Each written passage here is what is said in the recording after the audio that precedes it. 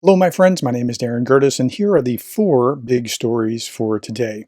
So the first is this: Russia sent 10,000 naturalized citizens to war in Ukraine, according to an investigation. This is carried in the Moscow Times. A senior law enforcement official said Thursday that Russia has sent 10,000 recently naturalized citizens to fight in Ukraine. Male migrants who receive Russian citizenship are required by law to register with the Russian military and can be called up to serve in the army. And it's possibly probable that they'll be called to serve in the army. We've begun to implement constitutional and legal provisions and caught more than 30,000 of those who received citizenship but were unwilling to register with the army, according to Russia's investigative committee. Approximately 10,000 of them had been sent to the area of the special military operation.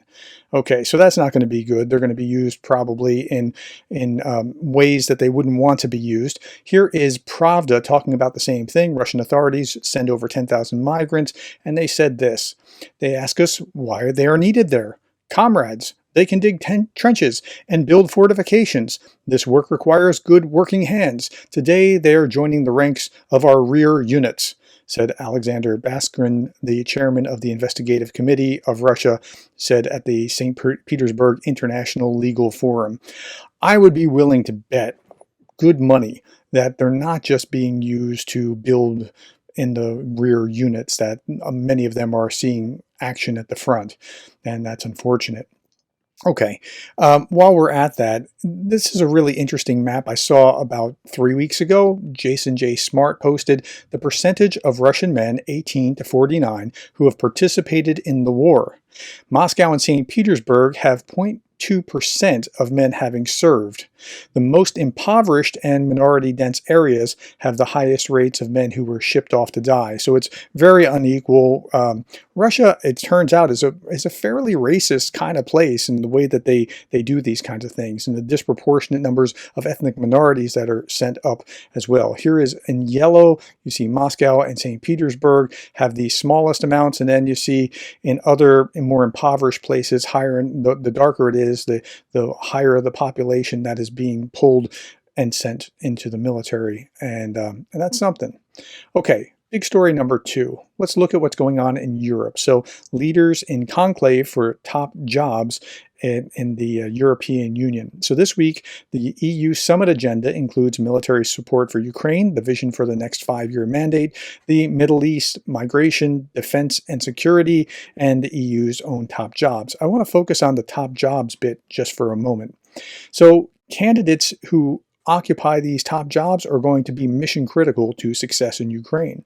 Likely candidates are Germany's Ursula von der Leyen for the EU executive, Portugal's Antonio Costa as president of the European Council, and Kaja Kallas as foreign affairs chief. I think so Ursula's already she's a known entity. I don't know a whole lot about Portugal's Antonio Costa. If you know anything, please put that in the comments below. I'd like to hear if he's going to be solid for Ukraine. And then Kaja Kallas, she's as solid as a rock. Everything that I've heard her say about Ukraine has been a net positive. So I'm hoping that she will be a good replacement for Borrell. Ukraine has received a tranche of just under $2 billion with a B from the EU. According to the Ministry of Finance, since the start of the full-scale war, Ukraine has received $35 billion in direct budgetary assistance from the EU. Now, I'm going to be talking about the presidential election in just a moment, and there's a debate tonight, and this is going to be important. What the EU does, the degree to which the EU steps up is going to be very critical to how it's seen in the United States. According to Ukraine's Prime Minister, Denis Shmyhal, the EU's total budgetary support since the beginning of just this year has already reached $8.5 billion. Okay, so Ukraine is now on its path to European Union membership. Ukrainian officials are embracing what will be a detailed and tortuous process of negotiations following the official opening of EU accession talks this week. While the process that began Tuesday at a ministerial level meeting in Luxembourg can take years or even decades, the Kyiv government has declared its commitment to work diligently. Ukraine was formally approved as a candidate for EU membership in June of 2022, just months after Russia launched its full-scale invasion. and they've made progress along the way, but they have to go through multiple steps. And these steps require Ukraine, like any membership candidate, to bring its laws and its standards in line with those of the EU in 35 different policy areas. These areas are known as chapters. They range from free movement of goods through fisheries to taxation, energy, environment, judicial rights, security. So they have to all be on the same page legally with all the other laws in the EU, and they have to adjust their own governments to have membership. Each of these chapters must be negotiated to the satisfaction of all 27 existing EU members, making for a complex and drawn-out process, especially when you consider that Hungary is part of the equation. So that's where they are with that. Now, let's turn our attention to NATO. According to Pravda, NATO's new chief, Mark Rutte, to aggravate Ukraine conflict even further. That's the way that their headline runs. According to Reuters, NATO allies chose Rutte for his strong Atlanticist positions. What is an Atlanticist position? It's an ideology. Atlanticism is a belief in the necessity of cooperation between North America and Europe. The term can imply a belief that the bilateral relationship between Europe and the US is important above all others, including intra-European cooperation, especially when it comes to security issues. So, making sure that NATO stays strong and connected is going to be important to Rutte. Rutte was one of the few politicians who openly opposed former U.S. President Donald Trump's measures to limit trade with the EU, while supporting the American leader's stance on increasing defense spending among European NATO members, and he led the charge within his own country on that. Rutte is a supporter of NATO's policy to contain Russia. He's confident that NATO should strengthen the borders of the alliance in the face of the Russian threat. Again, this is in Pravda. And the final quote here from Le Monde, as head of NATO, he will play a key role in mobilizing weary allies to continue supporting war-torn Ukraine while treading a fine line with Kyiv's aspirations for NATO membership. So on balance, Rutte, I think, is a good choice, and he will do a great job. Now, in my last video today, I talked about Moscow's reversal of fortunes. This was from an article in Al Jazeera, actually, but it was actually really well done. And here Anna from Ukraine is talking about the same thing, especially about what happened in the Kharkiv offensive. And it is actually very rare that I want to share with you the opinions of evil Russian vloggers. They say that Russian offensive on Kharkiv region officially failed. And not just failed, it causes lots and lots of serious troubles to the Russian army.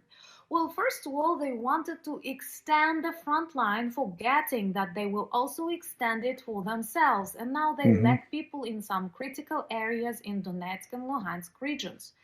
Secondly, they started this offensive because they wanted to create a buffering zone on the Ukrainian side. But seeing their crazy brutality, our partners have finally allowed Ukraine to target Russian military objects on the Russian side. And actually, it is Ukraine that creates a buffering zone now in Russia, in Belarus. Yeah, it backfired. It really did. And so this is a good thing. Kharkiv was bad when it started, and it worked out to backfire, and it was good, and I talked about that in this video here. Okay, today is the presidential debate between Joe Biden and Donald Trump. It's 9 o'clock Eastern Standard Time. I'm going to be watching it like a hawk to see what is said. I think Joe Biden will continue to maintain some strong support, and what Trump says, I'm really going to be paying attention to about what he says about, or doesn't say even, about Ukraine tonight. While we're at that, Marjorie Taylor Greene was saying that she seriously hates people who support Ukraine. Thing is the most repulsive, disgusting thing happening, and the American people are the ones writing the check. And I absolutely hate everybody here that is doing this. I mean, I seriously hate them for doing this to the American people and paying for the murder and slaughter of people in Ukraine. Vladimir Putin has not said he wants to go march across Europe and take Europe. And the reality is Ukraine is not even... No, but what he has done to Ukraine is repulsive, and that you hate people who are standing up for the victims says a lot about you. Okay, that's the last thing before one last meme. We murder and torture Ukrainians because the West is evil. Okay, thank you, my friends. Thank you for your time, the likes, the shares, the subscribes, and thank you for being the kind of person that cares about Ukraine.